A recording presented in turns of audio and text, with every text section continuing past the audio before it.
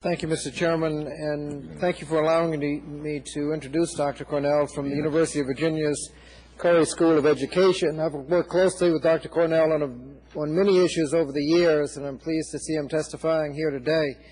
His testimony in this hearing are unfortunately relevant today in the wake of the shootings at Virginia Tech on April 16th. Virginia Tech held its commencement ceremony this past weekend, and although the physical and emotional scars from this horrific day will continue to affect students and faculty for a long time to come, I'm hopeful that this is the first step in restoring a sense of normalcy and healing to the campus. Dr. Cornell is a forensic clinical psychologist and a professor of education at the Curry School. He is also a director of the UVA Youth Violence Project and a faculty associate at the Institute of Law, Psychiatry, and Public Policy. He has 24 years of experience evaluating juvenile and adult offenders, including in the area of school shootings.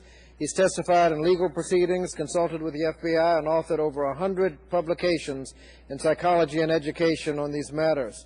From his work, Dr. Cornell has developed threat assessment guidelines that are being used throughout Virginia as well as other states, and these guidelines are meant to assess the actual threat of incidences in schools in order to help schools evaluate the severity of threats and respond in a targeted and appropriate manner. He is widely respected in his field, and I'd like to thank him for traveling here today to provide testimony about his work on school violence, and I look forward to hearing his recommendations. And again, thank Dr. Cornell, and thank you, Chairman Miller, for the opportunity to introduce him today. In 1999, I assisted the FBI in its study of school shootings, which recommended that schools use a threat assessment approach to prevent school violence. Threat assessment is a standard law enforcement approach developed by the Secret Service and used in many different settings. Threat assessment involves identifying a threat, evaluating how serious it is, and taking action to prevent it from being carried out. My colleagues and I developed and field tested a threat assessment procedure for primary and secondary schools that can be extended to colleges. I'm going to talk first about school safety and then about threat assessment. Pardon me for speaking quickly. I've got a lot to cover, and you know how professors love to pontificate. In response to every school shooting, there are calls to increase security and even to arm teachers. Such recommendations focus on crisis response. But prevention cannot wait until the gunman is in your parking lot. I'm here today to emphasize prevention. We have to study the problem objectively and make sure that our responses are not skewed by extreme cases. After Columbine, many schools overreacted by expanding zero-tolerance policies so that students were expelled for actions as trivial as having a plastic knife in their lunchbox. Despite the recent shootings, scientific studies cited in my written statement demonstrate that schools are safe and that violence is decreasing, not increasing, both in our schools and on our college campuses. With the exception of this year, there are about 16 murders on college campuses each year. With 4,200 colleges, the average college can expect a murder on campus about once every 265 years. If you include murders in the surrounding community, off campus as well as on campus, the rate is about once every 9 years. Now, of course, we want the number to be zero. We want to prevent every single possible fatality. But we have to look objectively and recognize the challenge that is in front of us to deal with that lofty standard.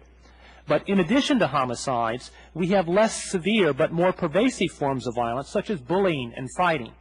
And fortunately, a scientific review of more than 200 controlled studies has found that school violence prevention programs can reduce violent and disruptive behavior by about 50%. Funding for school violence prevention through the Office of Safe and Drug-Free Schools should be protected and expanded. Now, terms like school violence and campus violence, I think, are misleading because they imply that the location is the defining feature of the problem. We've had mass shootings in restaurants, but no one talks about restaurant violence. The focus on location leads to unrealistic efforts to make our open public places so secure that they're no longer open or public. So we cannot turn our schools into fortresses. The Virginia Tech shooting appears to be the act of an individual who was paranoid, delusional, and suicidal. This shooting represents a mental health problem more than a school problem. Our nation suffers from poor insurance coverage for mental health services and from poor communication and coordination among those services. Even when we know someone needs treatment, there's no effective mechanism to make sure the treatment is delivered and no follow-up to make sure that it was effective. College campuses see many students with serious mental health problems, yet their staffing levels and resources are limited and focused on short-term treatment.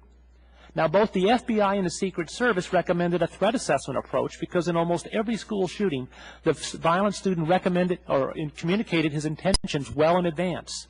At the University of Virginia, we trained threat assessment teams in 35 schools for a field test, and each team included a school administrator, a psychologist, and a law enforcement officer.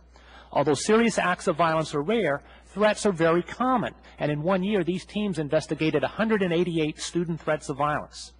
All the threats were not the same. About 75% were just statements made in anger or jest that could be readily resolved with an explanation, counseling, and apology. The remaining 30% were more serious, and usually they involved one student threatening to fight another student. But we also had threats to shoot and kill that were resolved. In these cases, our teams conducted a safety evaluation that included both a psychological assessment and a law enforcement investigation. Every threat signals a problem that should be addressed before it escalates into violence. And in our follow-up study, we found that none of the threats were carried out. Just 6 students were arrested and 3 were expelled, which is much better than if the schools had used a zero-tolerance approach. A study by the American Psychological Association found that zero tolerance has a damaging effect on student achievement and no evidence that it makes schools safer. So over the past 5 years, we've trained thousands of school teams in a dozen states. Memphis City Schools adapted our model and was able to resolve more than 200 threats without any known violent outcomes, and again, keeping almost all the students in school. But there's been no federal program designated to fund threat assessment research or training, and so when this committee works on No Child Left Behind, I'll hope you'll make threat assessment part of every college's comprehensive school safety plan. Let me wrap up by saying that threat assessment can be extended to colleges, even though it's easier to monitor and supervise a high school student than a college student. Threat assessment is used in business and industry to prevent workplace violence, so this challenge can be overcome.